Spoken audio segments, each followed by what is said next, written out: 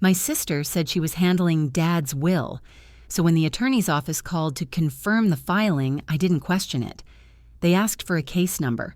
I said my sister had it. The paralegal paused, typing on her keyboard. "I'm sorry," she said. "There's no record of any will for Leonard Harper." No record?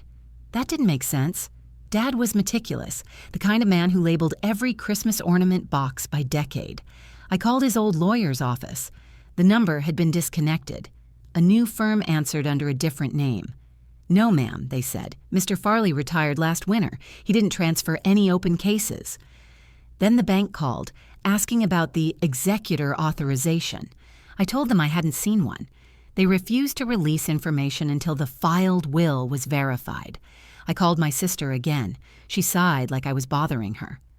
"I already took care of it," she said. "Everything's under control."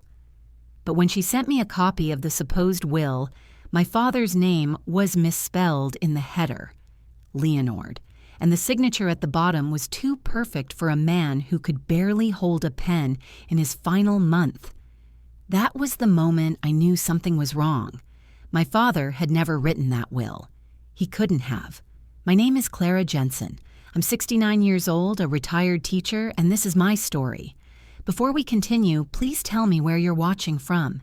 And subscribe to Never Too Old, a community proving our best chapters can happen at any age. Now, back to the beginning.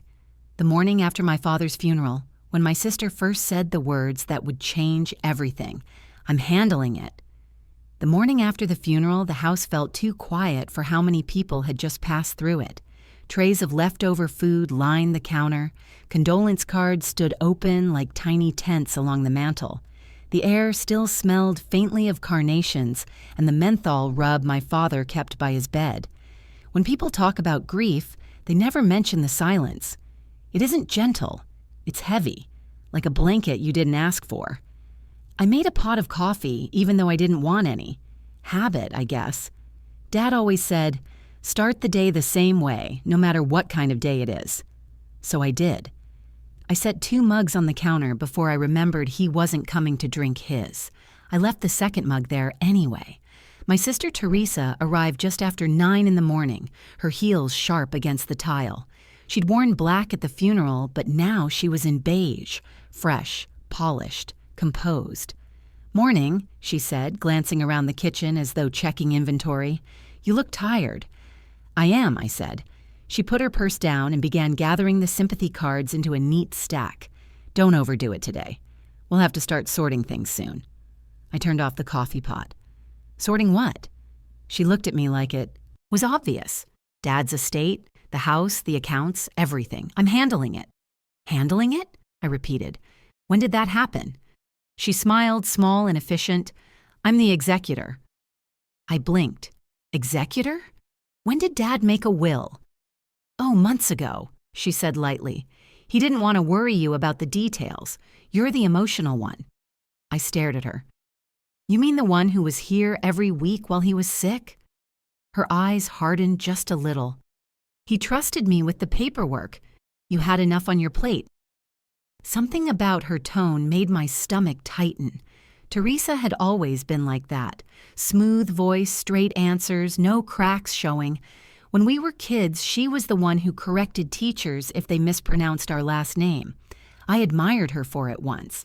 Now it just made her sound rehearsed. After she left, I walked through the house slowly, touching the things Dad had left exactly where he wanted them. His glasses on the nightstand, his old leather wallet in the top drawer. On the dresser sat a wooden box labeled papers. It was heavy with envelopes, receipts, and those carbon-copied checkbooks he'd kept even after switching to online banking. I sat on the bed and opened it. Inside were folders labeled utilities, taxes, and insurance. Everything was organized until the last few months. Then suddenly, the papers became random piles of statements and pink overdue slips. The last envelope was a bank notice dated 2 weeks before he died. "Safe deposit renewal due," it said. I'd never heard of any safe deposit box. I called the bank number listed. After 10 minutes of hold music, a polite voice came on. "Yes, Mrs. Jensen." "Clara Jensen. My father was Leonard Harper. I'm trying to locate a safe deposit box in his name. The woman clicked her keyboard. Yes, there's one listed, but it's under estate review. We'll need to see letters testamentary or a will copy to verify executor access. I don't have those, I said. My sister claims she does. I'm sorry, ma'am, the woman said. Without them, we can't provide information. I hung up, staring at the receiver. Dad had kept a safe deposit box, and now it was locked away behind paperwork I'd never seen. I called Teresa. She answered on the second ring. Everything all right? She said, voice calm. There's a safe deposit box, I said, at County Federal. Did you know? Yes, that's part of the estate. What's inside? Just documents, she said quickly. I already checked. You have access? Of course, she said. Dad put me on the list. Something about how fast she said it made my throat tighten. Can you send me a copy of the will, then? I asked. Oh, I don't have the original here, she said too easily. It's with the attorney. Which attorney? She hesitated for the briefest second. Mr. Farley, Dad's lawyer. Dad's lawyer retired 2 years ago. Then he must have given it to the firm he sold to. Either way, it's handled. And just like that, she hung up. That afternoon, I drove to the law office she mentioned. The brass plaque on the door read, Farley and Evans, Estate Law. Inside, the receptionist smiled politely. I'm looking for Mr. Evans, I said, about my father's will. She checked her computer. Name? Leonard Harper. Her fingers paused on the keyboard. I don't have any record of a will for that client. Could you check again? She typed slower this time, her brows knitting. I'm sorry. There's nothing under that name. Mr. Farley retired last winter, and no files were transferred here. I felt my heart sink. So there's no will on file? She shook her head. Not here, no. When I got back in my car, I just sat there with the engine off. The only sound was the faint ticking of the dashboard clock. For the first time, the silence didn't feel heavy. It felt dangerous. That night, I went through Dad's desk again, looking for anything I might have missed. In the back of the bottom drawer, under a stack of old receipts, I found an envelope marked Deposit Box Key, Bank. Inside was a small metal key attached to a yellow sticky note. Scrawled across it in Teresa's handwriting were 2 words, Fill later. Fill later. I stared at the note until the letters blurred. Dad's handwriting was tight and straight. Teresa's was wide, slanted, and neat, the same looping cursive she used on Christmas cards. The note looked fresh, not aged. The paper wasn't yellowed. The ink hadn't faded. I knew she'd written it recently. The next morning, I drove back to the bank. The manager, an older man named Mr. Pierce, met me at his office door. I'm sorry, Mrs. Jensen, he said when I showed him the key. Without proof of executorship, we can't grant access. My sister said she already opened it, I told him. He frowned. Impossible. The account log shows no entries since last year. She said she checked the documents herself. He turned the screen toward me. The only person listed is Leonard Harper. No co-holder, no executor. I leaned closer. No mention of Teresa. None, he said. I'm sorry. He tapped the screen again. If you can get a court order, we can open it. Outside, the sky had turned a pale gray, the kind that makes daylight feel tired. I sat in the car gripping the key, realizing my sister hadn't just handled things. She'd taken control of something she didn't own.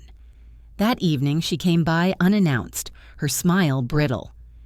You went to the bank, she said. I didn't deny it. Yes. Why would you do that? I found the key, she crossed her arms. Dad told me to take care of it. You're overcomplicating everything. There's no record of your access, I said quietly. The manager checked. Her expression didn't change. Then their records are wrong. I stared at her. You forged something, didn't you? Her eyes flicked to the key in my hand. Careful, Clara. Grief makes people paranoid. Grief doesn't make people lie. She smiled, soft and cruel. You always did need to be right. That's why Dad trusted me more. That stung. I felt my face flush. Trusted you? He didn't trust anyone to write his will, because there isn't one. For the first time, her smile faltered. You don't know what you're talking about. Then show me the will, I said. I don't have to. You already said you did. She grabbed her purse and turned to leave. I'm not doing this with you, she said over her shoulder. You'll see the papers when everyone else does.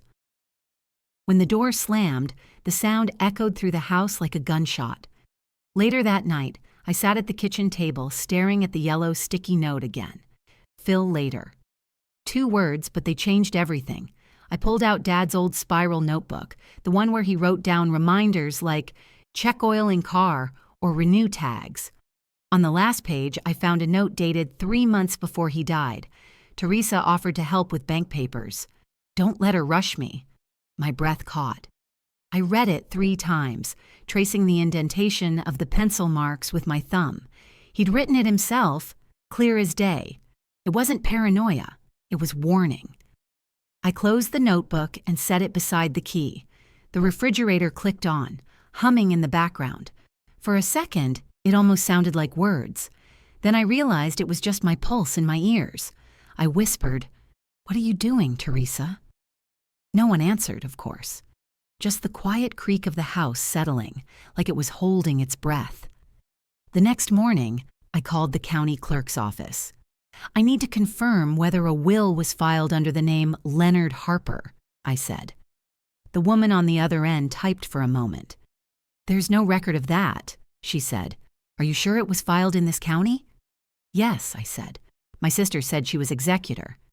She hesitated. If there's no will, there can't be an executor. Her words hung there like a weight. I thanked her and hung up, then wrote the date and time in my notebook. No will filed, clerk confirmed. I underlined it twice. By evening, I'd gone through every file in Dad's box. There were old insurance policies, a faded deed from 1978, even a letter from the Veterans Administration. But not one page looked like a legal testament. When the sun dipped below the window line, I turned on the lamp and looked at the blank last will and testament form again. The lines were still empty. No signature, no witnesses, no date. Only the sticky note, bright yellow, Teresa's handwriting curling across it like a smirk. Phil later. I turned the page over, half expecting another clue. Instead, there was just a faint coffee ring. Dad's coffee, maybe. Old, circular, permanent. Proof of something real in a pile of lies. I sat there a long time, the lamp buzzing softly until the edges of the paper blurred in my eyes. I thought about Dad's voice, calm and deliberate, telling us once that honesty wasn't about what you said, it was about what you left undone. And suddenly, I understood. The truth wasn't missing. It was right there, in the blank spaces she never expected me to read. I placed the will back in the box, closed the lid, and whispered to the empty room. You might have filled your story, Teresa, but mine's just starting. The next morning, I woke early, long before sunrise. I sat at the kitchen table with a legal pad, the yellow kind Dad always used for his budgets. At the top, I wrote 2 words, proof log. Then I started listing every inconsistency, the missing file, the safe deposit box, the retired attorney, the wrong spelling of Dad's name, the sticky note in Teresa's handwriting. By the time I was done, the page looked like a map of betrayal. I wasn't trying to build a case yet. I just wanted to be sure I wasn't imagining things. But something about the list looked too clean, too deliberate, as if someone had planned each step weeks ahead. And that realization chilled me more than anything. I called the county clerk's office again after breakfast. A different clerk answered this time, a young man who sounded nervous when I asked about filed wills. He searched the database for nearly 5 minutes before saying, "No filings under Leonard Harper, ma'am, but—" He hesitated. "There is a small estate affidavit submitted 2 days after the recorded date of death." "By whom?" I asked. "By a Ms. Teresa Harper." My pen froze halfway through a note. "Could you send me a copy?" He said yes and emailed it within minutes. When I opened the attachment, my stomach turned. It was a scanned form, short, clean, official-looking, with Teresa's neat signature at the bottom. The problem? It listed her as the sole inheritor of Dad's assets, citing a verbal will and agreement. Verbal will? Dad would rather eat his tax returns than rely on verbal anything. The man balanced checkbooks by the cent and carried receipts in envelopes organized by year. The only thing verbal about his finances was him reminding me to double-check my own statements. I printed the affidavit and circled the date, 2 days after the funeral. I was still sorting casseroles when she was filing ownership. I decided to call Mr. Farley again, the retired attorney. After several online searches, I found a forwarding number listed under his name in a bar directory. To my surprise, he answered.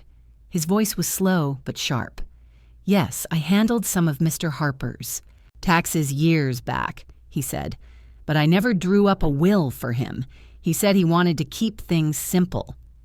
"Simple how?" I asked. "He told me he planned to split everything equally between you and your sister. He said he'd rather you work it out yourselves than pay lawyers to referee." I smiled bitterly. That sounds like him.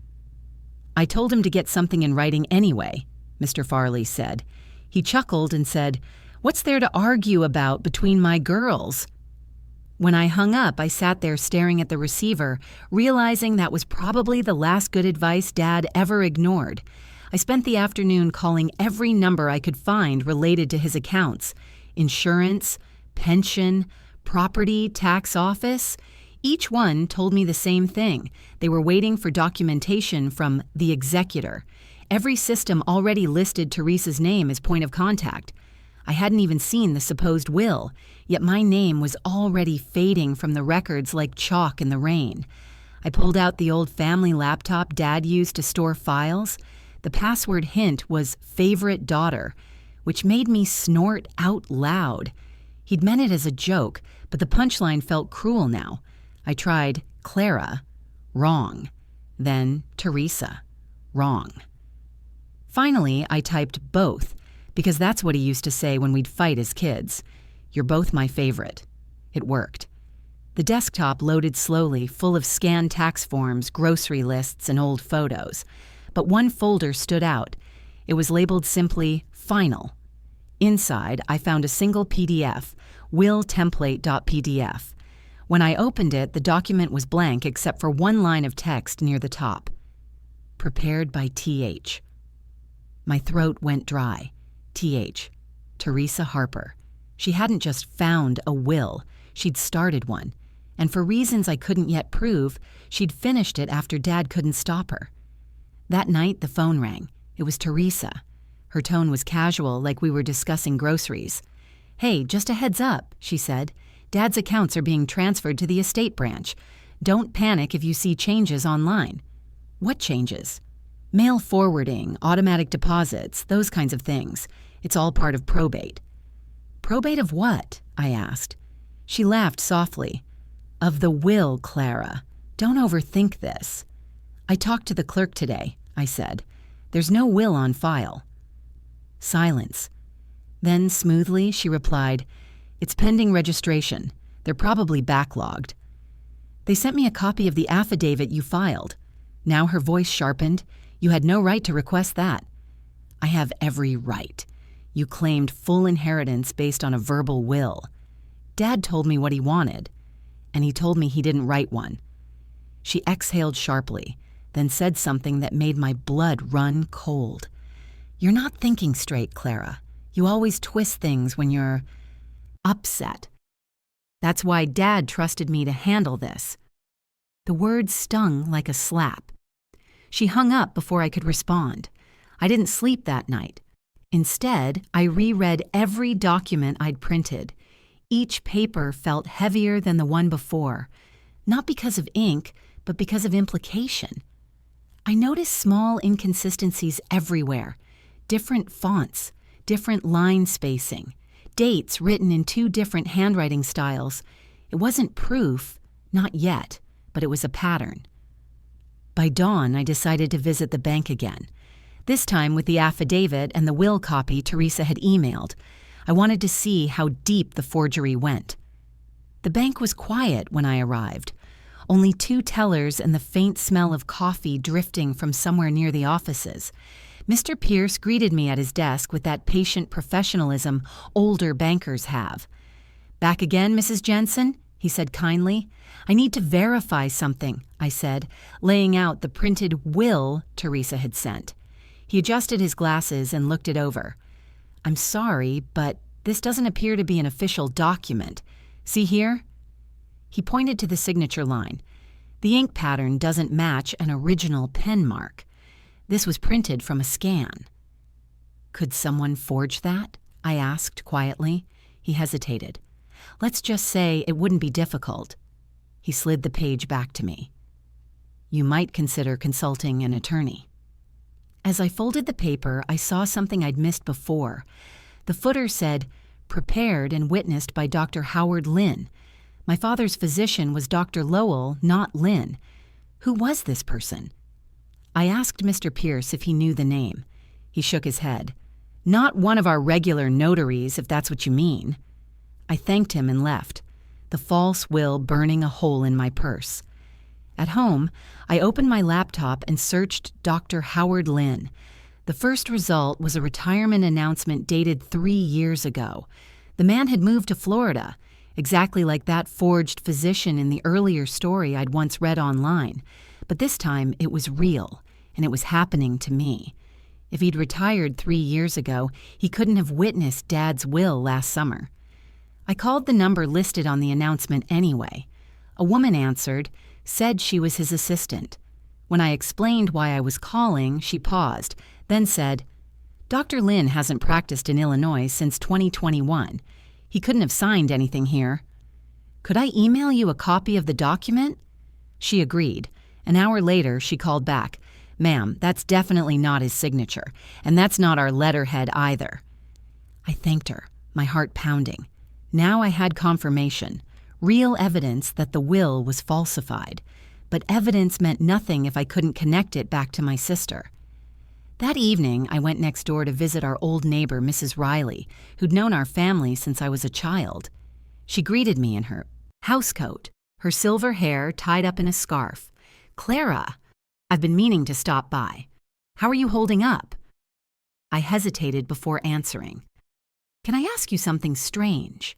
"Of course." "Do you remember hearing anything odd from Dad's house the week before he passed?" She frowned, thinking. "Well, there was one thing. Late one night, maybe a day or two before the hospice van came, I heard a loud buzzing, like a shredder or small machine. I thought he was sorting papers." I stared at her. Dad didn't even own a shredder. Her expression softened as the realization hit her. "Oh, Clara." "Thank you," I whispered. "That helps more than you know." Back home, I added the note to my proof log. Neighbor heard shredder sound 2 days before death. It was circumstantial, but it fit. Teresa had destroyed something. Maybe the real documents. Maybe drafts Dad started and never finished. I turned the page in my notebook and wrote one last line before closing it for the night. If she forged this once, she can do it again. I turned off the light, but sleep didn't come. Every creak of the house sounded like someone opening a drawer. Every passing car's headlights crawled across the ceiling like searching eyes. At one point, I sat up suddenly, sure I'd heard footsteps on the porch. I held my breath, waiting. Nothing. Just the wind. But fear, once invited, doesn't leave easily. It lingers, polite and patient, until morning. The next day, my inbox pinged. It was an email from Teresa. Subject line, "Let's stop this before it gets ugly." The message was short. "Dad trusted me to handle things. You're making this harder than it needs to be. If you keep pushing, you'll only embarrass yourself. Remember, grief makes people see ghosts." I read it twice. Then I printed it, circled her phrase, "Grief makes people see ghosts," and added it to my folder titled Evidence. Because if grief made people see ghosts, then I was already living with one. A ghost made of paper, ink, and lies. wearing my sister's handwriting like a mask. That night, I sat by the window with a cup of tea, watching the streetlights flicker. I'd been scared before, but now I felt something else: clarity. The kind that comes when the worst possibilities stop being imagination and start becoming fact. Somewhere in this town, the real truth about my father's will still existed. Maybe a draft, maybe a note, maybe just a memory someone else had kept. I just had to find it before Teresa erased it completely. And I promised myself right then, whatever she destroyed, I would rebuild, even if I had to do it line by line, signature by signature, word by word. The next morning, I sat at the dining room table surrounded by papers, receipts, copies, emails, printouts from the clerk's office, all of it spread out like puzzle pieces with no picture on the box. I kept asking myself the same question: what would Dad have done? He'd have gone to someone who understood paperwork better than people. So that's what I did. I called attorney Melinda Shaw, a probate specialist recommended by a neighbor from church. Her assistant fit me in that afternoon. The office sat above a bakery downtown, the kind of place where the smell of bread seeps through the vents and makes legal advice feel less intimidating. When she greeted me, she was younger than I expected, mid-30s, sharp eyes, hair pulled back tight. "Let's start simple," she said. "Tell me everything." For 30 minutes I talked about the will that didn't exist, the small estate affidavit, the retired lawyer, the forged signature. She listened without interrupting, just taking quiet notes with a black fountain pen. When I finished, she looked up. "Mrs. Jensen, you're describing a textbook misuse of estate procedure. Without a valid will, no one can call themselves executor, not even family. So what happens now?" She leaned back. "We file a petition for intestate administration. That's what the court calls it when someone dies without a will. We'll ask the judge to appoint a neutral administrator, not your sister." Can she stop that?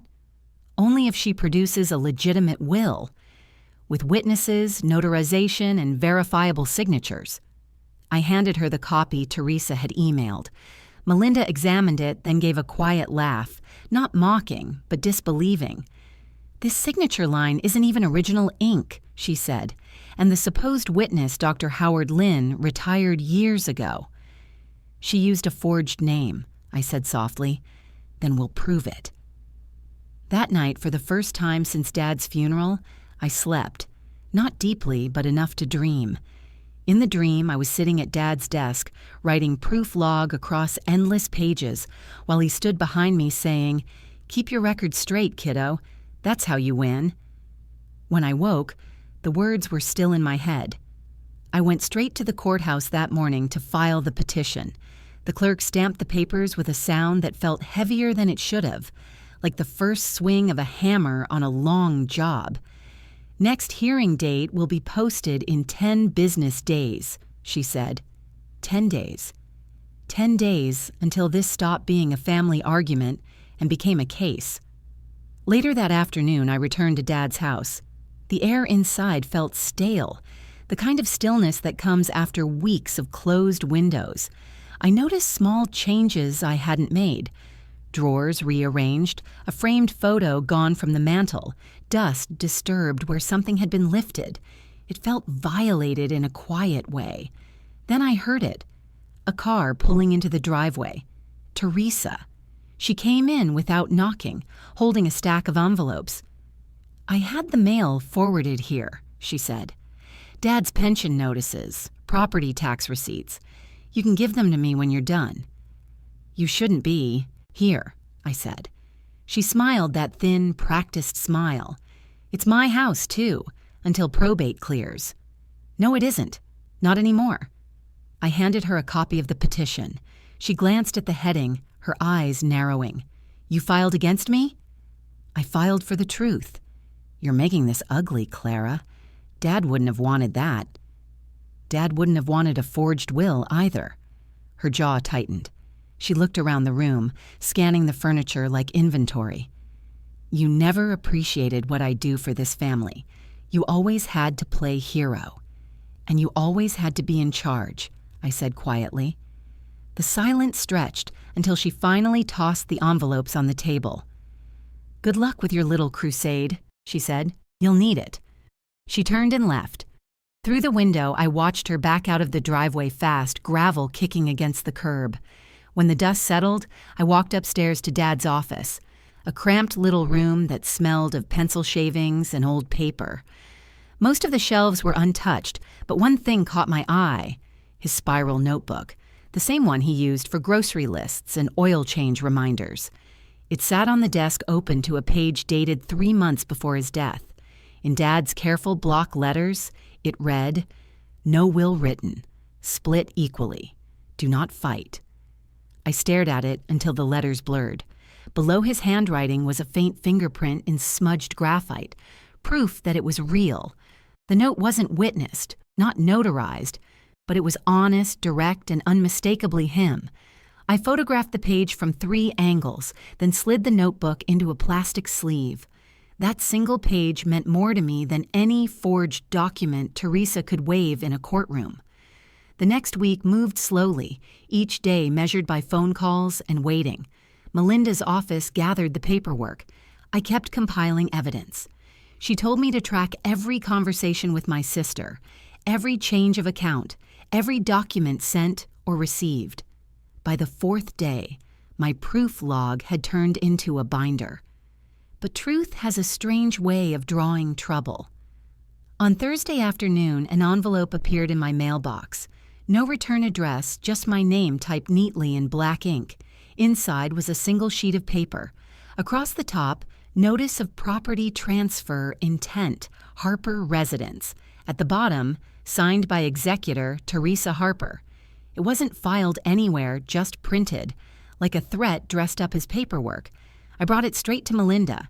She studied it, then said, "She's bluffing, but this shows intent. Keep it." The 10th day finally arrived.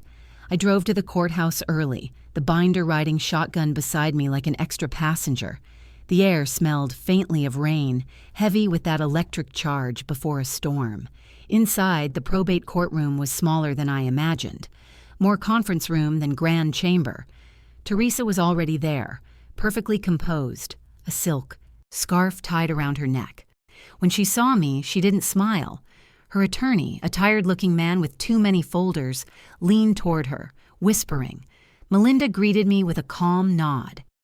"Just answer questions directly," she said. "Let the documents speak." The judge, a middle-aged woman named Honorable Judge Rosen, entered promptly at 9. After swearing us in, she reviewed the files silently for several minutes. Finally, she looked up. "Miss Harper," she said, addressing Teresa, "where is the original of this will?" Teresa hesitated. "At home, in my safe." "And why was it not filed with the clerk?" I wanted to wait until everything settled emotionally." The judge raised an eyebrow. "That's not how estate law works." Melinda stood.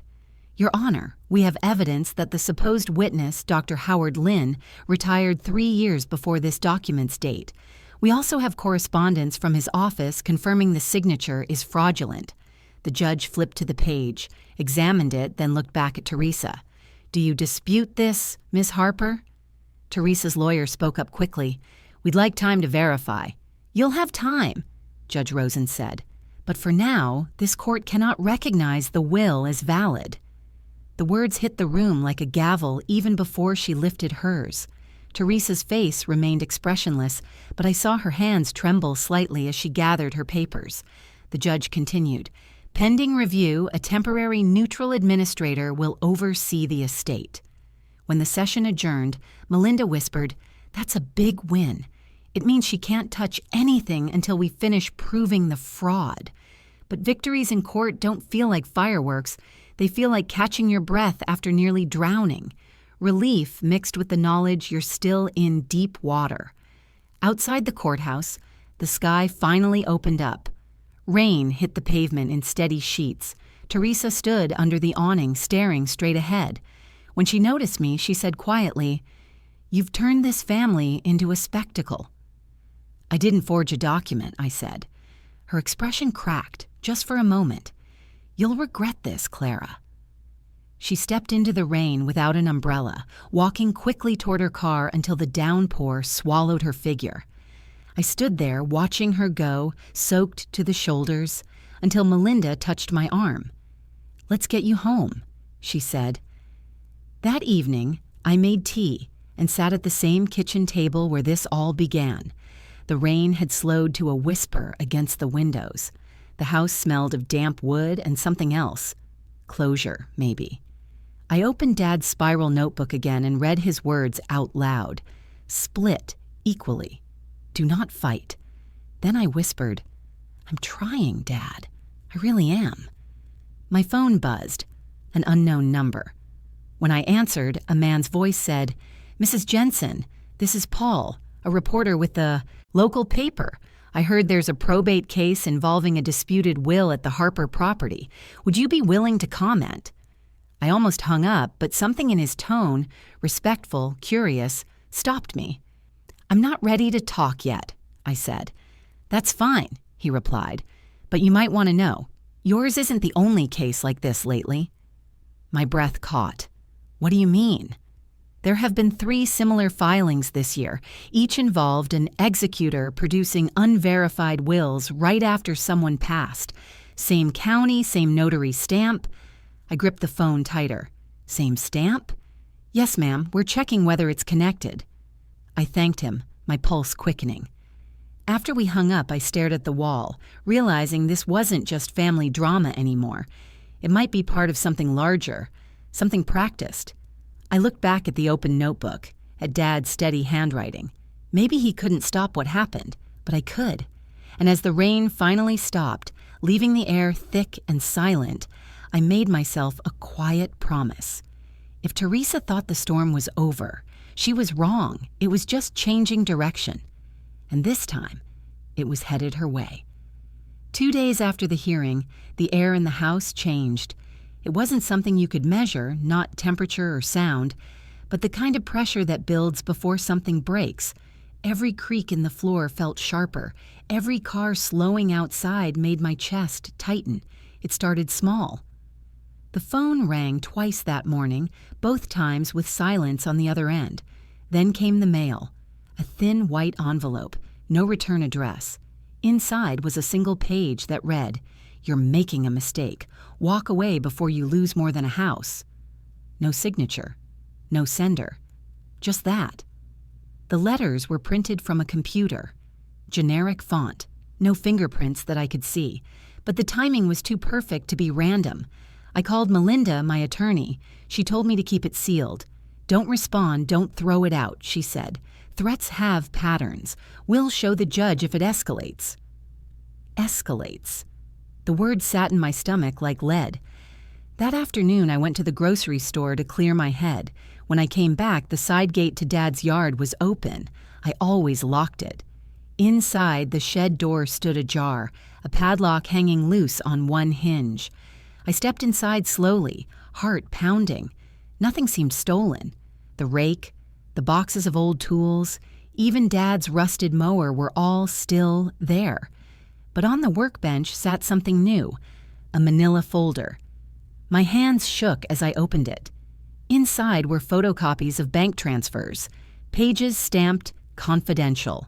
Each showed Dad's account number and withdrawals in round numbers, all dated within 2 weeks of his hospital admission.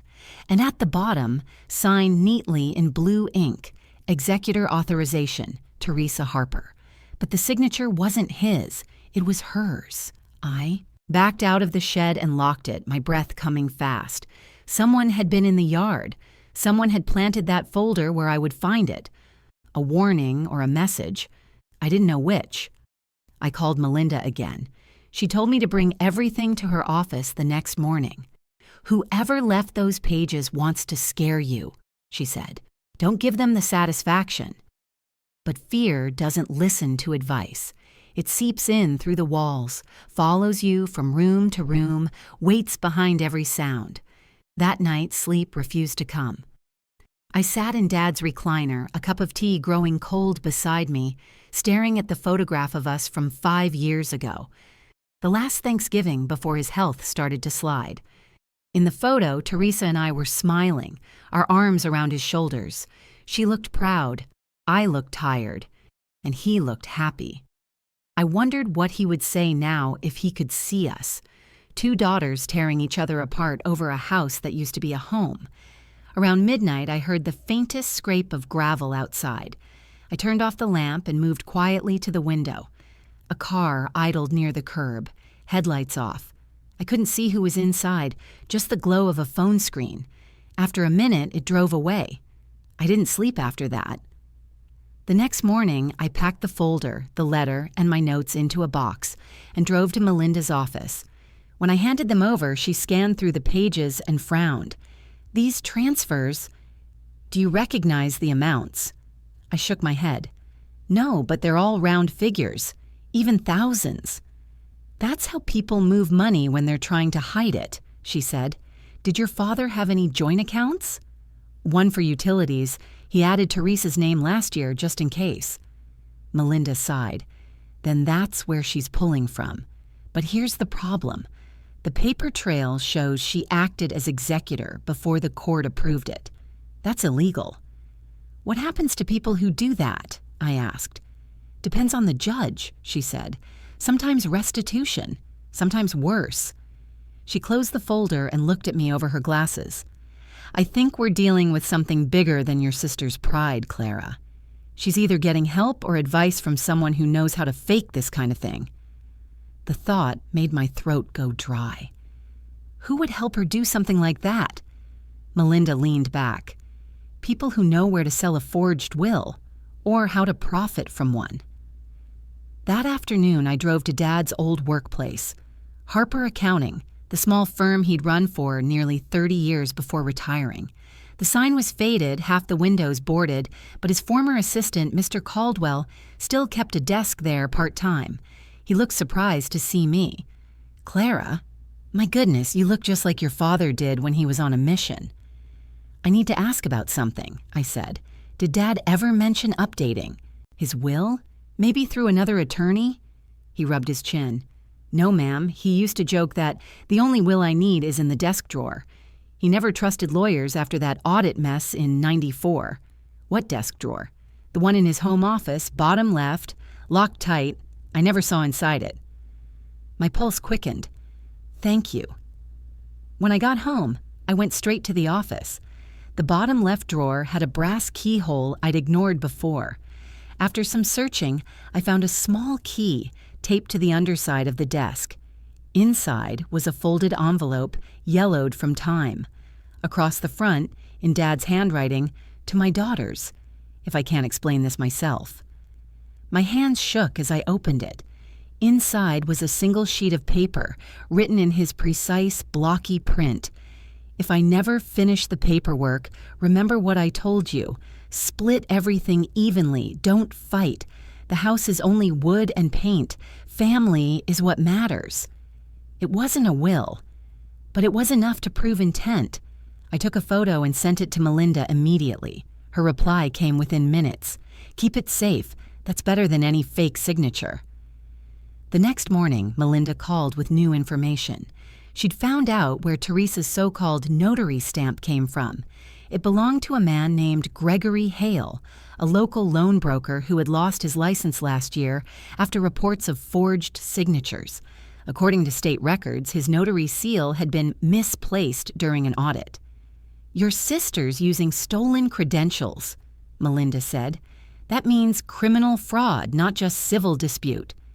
I didn't know whether to feel relief or dread. It meant I wasn't crazy, but it also meant this was far from over. "Can we use that in court?" I asked. "Absolutely, but I'll need the reporter who contacted you, Paul, to share his information. If he's investigating similar cases, it strengthens your position." "I'll call him," I said. When I reached Paul, he sounded tired but eager.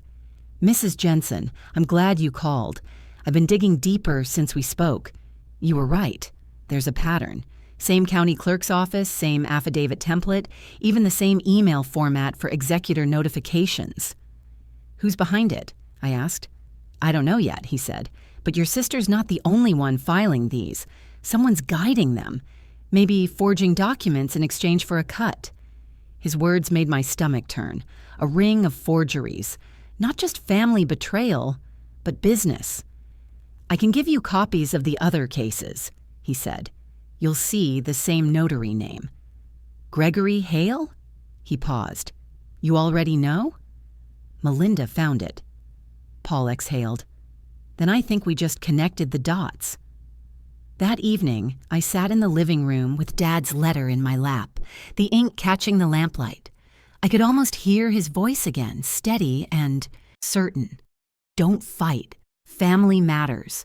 But sometimes, I thought, fighting is the only way to save what matters.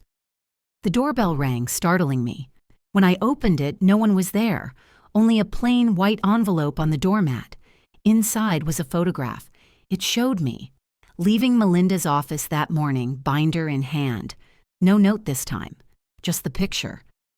I stood in the doorway, cold spreading through my chest. Whoever had taken it wanted me to know they were watching. I locked the door, pulled the curtains shut, and called Melinda. She told me to contact the police immediately. A patrol car drove by within the hour, the officer taking the photo into evidence. He was kind, but his words offered little comfort. Ma'am, these things usually stop once people realize you're documenting everything. I nodded, though I didn't believe him, because this wasn't random intimidation. It was control. The same kind Teresa had been trying to keep since the day she said, I'm handling it. That night, I packed a small overnight bag and stayed at my friend Helen's house. We sat up talking until 2 a.m. She listened without interrupting, then said, You know, your sister's always been jealous of how close you were to your dad. I shook my head. This isn't jealousy. It's greed. Helen poured another cup of coffee and said quietly, Then make sure she doesn't get away with it. The next morning, Melinda called again. The judge has moved up the follow-up hearing, she said. We're presenting the letter, the fake transfers, and the stolen notary seal, but I want you to be ready for backlash. Backlash? She'll fight harder now. Maybe smear your reputation, maybe claim mental incompetence, anything to make you seem unreliable. She wouldn't dare. She already has, Melinda said gently. I received a letter from her lawyer last night suggesting you're emotionally unfit to manage estate affairs. For a second, I couldn't breathe. She's trying to make me look unstable. That's a common move when fraud starts unraveling. Don't respond publicly. Let evidence speak. I hung up and sat there, stunned. All at once, I understood. The threats, the photo, the rumor about seeing ghosts. Teresa wasn't just trying to scare me. She was trying to build a narrative that I was paranoid, that everything I'd uncovered was fiction, and if I wasn't careful, people might believe her. That night, I reopened my binder and added one last page, a timeline of every event, every document, every call. At the bottom, I wrote a single line to keep myself steady. They can twist stories, but they can't twist proof. As I turned off the light, the house creaked again. The sound of settling wood and memory. I told myself it was just the wind, but deep down I knew better. In families like ours, ghosts didn't live in attics or photographs. They lived in paperwork, and mine were just beginning to speak. The day of the second hearing came sooner than I expected. It was strange. How quickly time could move when you were scared, and how slow when you were waiting for the truth. The courthouse looked the same as before. Beige walls, fluorescent lights, the faint smell of old paper and nerves. But something felt different this time. Maybe because I wasn't coming as a victim. I was coming with proof. Melinda met me at the entrance carrying a box of files. Her eyes were sharp, focused. We're ready, she said. Let her talk first. She'll trip over her own story. Teresa arrived minutes later, wearing the same silk scarf as before. This time, though, her confidence looked forced. Behind her walked her attorney, the same man with too many folders and too few convictions. When the judge entered, the room went quiet enough to hear the shuffle of papers. Judge Rosen looked between us. "I understand new evidence has been submitted," she said. Melinda stood. "Yes, Your Honor, a handwritten letter from the decedent, Leonard Harper, clarifying his intent to divide assets equally. We've also located the origin of the fraudulent notary stamp used on the disputed will.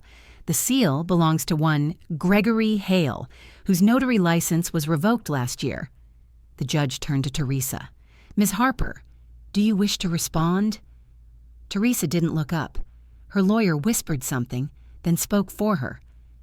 "We dispute the authenticity of this letter. There's no proof it was written by the deceased." Melinda gestured to the evidence table. "There's more. The letter was found in a locked drawer of Mr. Harper's desk. We have sworn testimony from his former employee confirming that drawer had remained sealed since before his death." The judge nodded. "Proceed." Melinda handed over the page. The judge adjusted her glasses, reading slowly. When she finished, she looked directly at Teresa. "Did you write this?" Teresa blinked. "Of course not." "Then you admit this contradicts your claim of a sole inheritance." Her lawyer tried to interject, but the judge lifted a hand. "Enough. We will hear from the handwriting analyst next week. Until then, this letter stands as a credible statement of intent." Melinda gave me a small nod. It was progress. Maybe not victory yet, but movement in the right direction. After court, I drove home through rain that blurred the windshield like watercolor. When I walked into the house, everything felt heavier, like the walls were holding their breath. I made tea and sat at Dad's desk again, staring at the folded letter. Even with proof, I couldn't shake the feeling that something was missing. Something bigger than signatures or stamps. I thought about what Paul, the reporter, had said, that there were other cases, other families blindsided by fake wills and missing money. What if this wasn't just Teresa's doing? What if she was part of something organized, a pattern repeating in homes like ours all over the county? I called Paul that night. He answered on the second ring. "Mrs. Jensen, I was just about to call you. There's been a development." My stomach dropped. "What kind?" "One of the families I told you about, the Walkers, filed a police report this morning. Turns out their executor used the same notary name and the same county clerk contact your sister listed." "Same person?" "Same everything. And get this, the money was funneled into a shared account under a company called L&H Consulting." I froze. "L&H?" "Yeah," Paul said. "Probably initials. Does that mean anything to you?"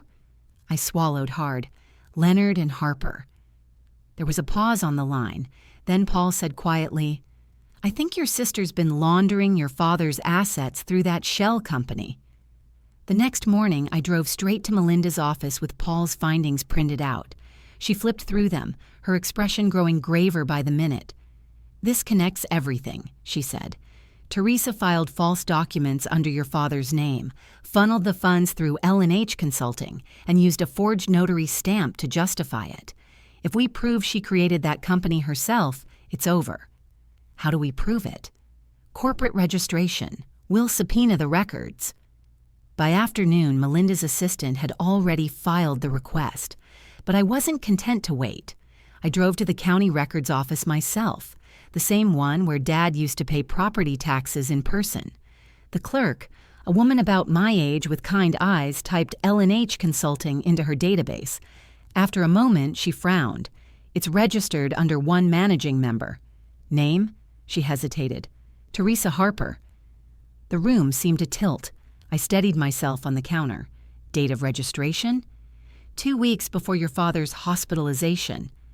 I thanked her and walked out slowly, my heartbeat loud in my ears. She hadn't stumbled into fraud. She'd planned it before Dad even got sick. That night, I sat in the living room, the rain tapping softly against the windows, and replayed everything. The forged will, the affidavit, the bank transfers. Every step had been deliberate, and every one of them had my sister's fingerprints, literal or otherwise. I picked up the phone and called her.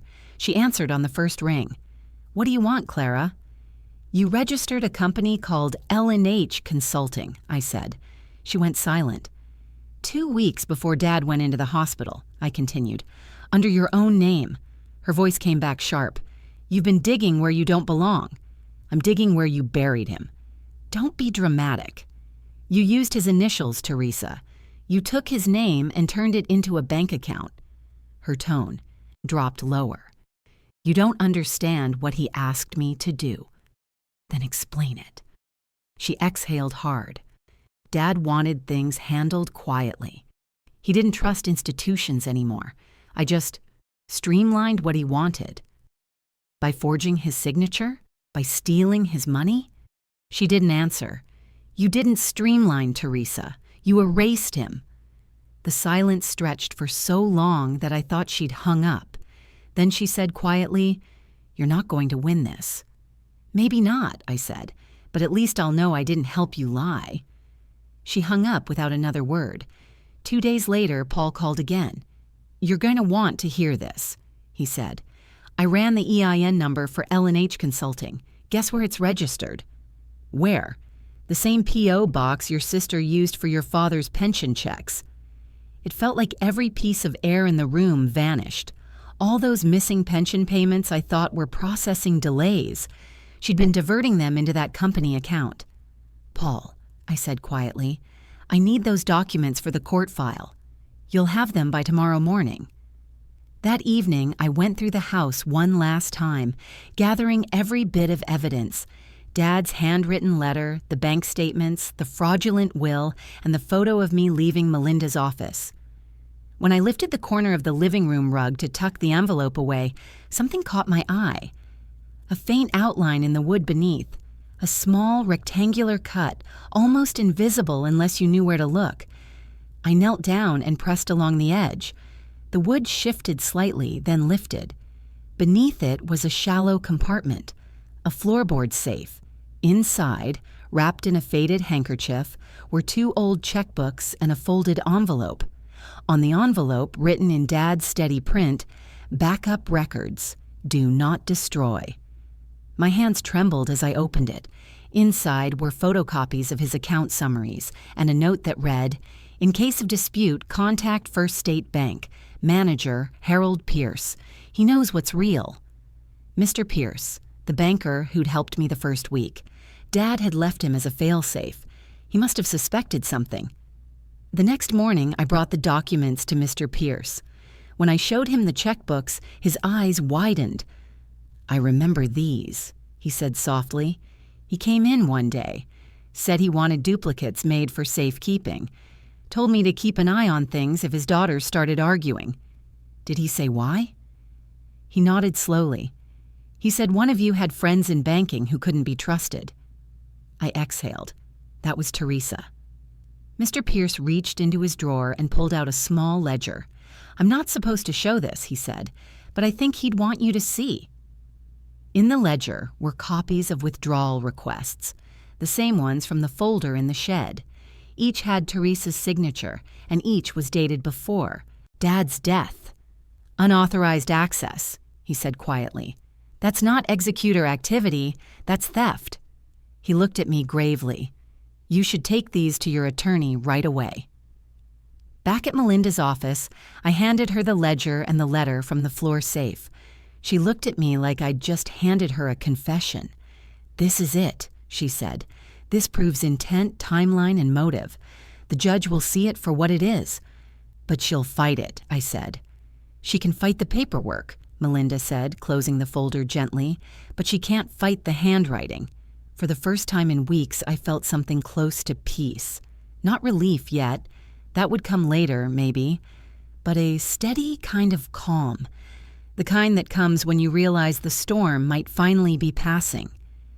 That night, I walked through the house with the lights low, touching the walls, the door frames, the life that had been here long before lawyers and courts. I stood by the window, looking out at the old maple tree, and whispered, It's almost done, Dad. My phone buzzed again. Another message from an unknown number. This time it wasn't a threat. Just 5 words. Check the floor, upstairs hallway. My heart stopped. Someone knew about the safe. Someone had been inside again. I set down the phone, grabbed a flashlight, and climbed the stairs. The hallway creaked under my feet. At the far end, near the linen closet, the floorboards looked untouched. But when I shined the light closer, I saw faint scratch marks near the baseboard, fresh ones. I crouched down and pressed my hand flat. Something shifted beneath the wood. Another hidden compartment. Inside it, wrapped in a torn grocery bag, was a small black notebook. The first page read, L&H accounts, access logs. My hands went cold.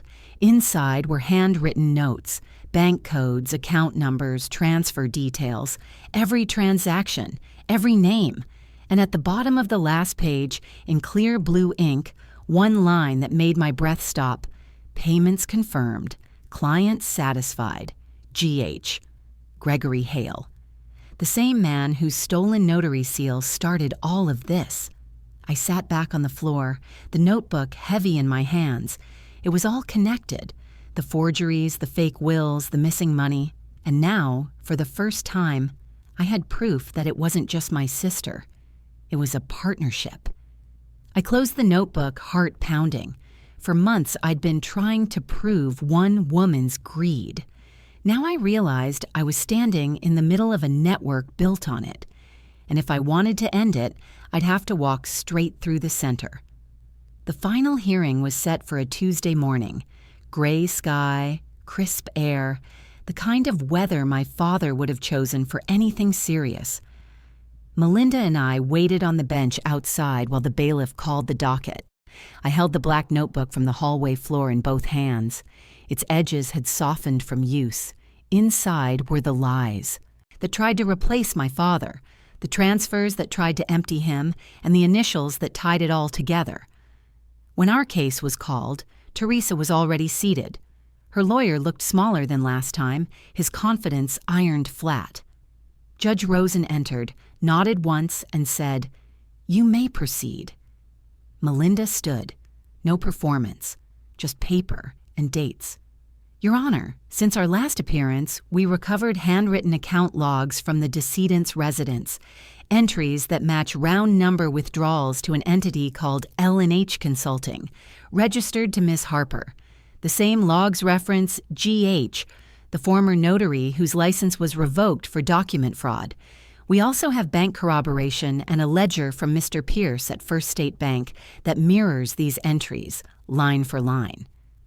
She let the room breathe, then added, "We're asking the court to invalidate the proffered will, proceed intestate, and appoint a neutral administrator with letters of office to protect the estate while the fraud referral is investigated." Judge Rosen turned to Teresa. "Do you deny these records match the withdrawals?" Teresa twisted the corner of her scarf until it wrinkled. "They're notes," she said. "Reminders, not official records." Melinda didn't raise her voice.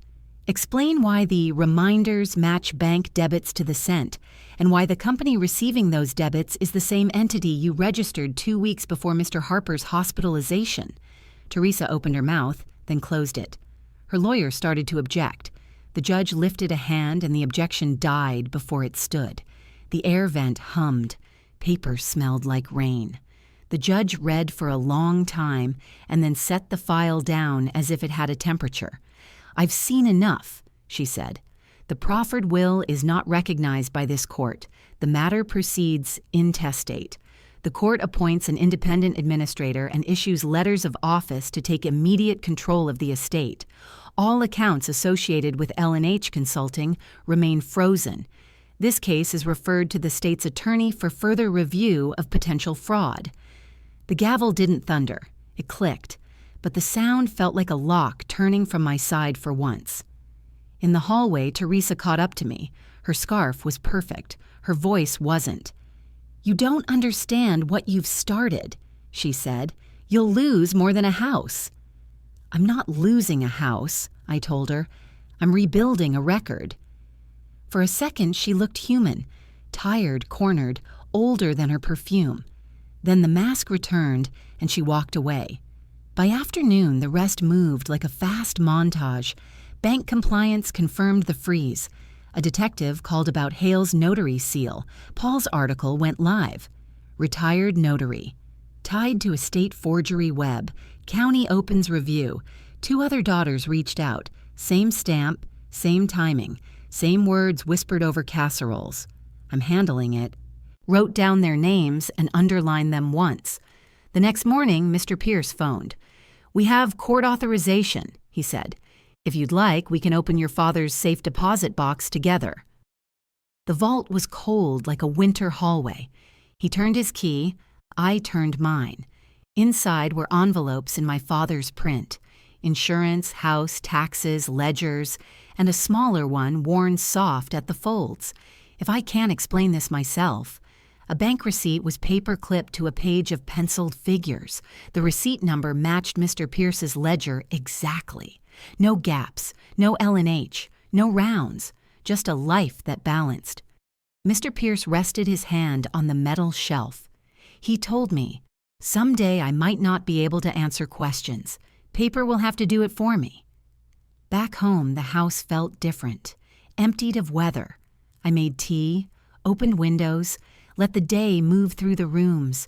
For months, I'd been holding my breath without noticing. I exhaled and could hear the clock again. I called Paul. "The county opened a broader investigation," he said. "6 families so far. Yours opened the door." "Good," I said. "Not for revenge. Confirmation that truth travels." At dusk, I walked to the maple tree where my father used to drink his coffee. The first orange leaves were loosening. I took out the note he'd written in block letters. "Split equally. Do not fight. The house is only wood and paint. Family is what matters." I scanned it first, emailed the file to Melinda, printed a certified copy for the court. Then I folded one paper copy smaller and smaller and pressed it into the soil near the roots. Not to hide it, so the ground he loved could keep a version of his words. The original went back in the desk drawer beside the yellow pad he favored, where someone else would know to find it if they ever had to look. A certified letter arrived a few weeks later. Assets restored, records corrected. My father's name stood alone again. No forged additions, no borrowed authority.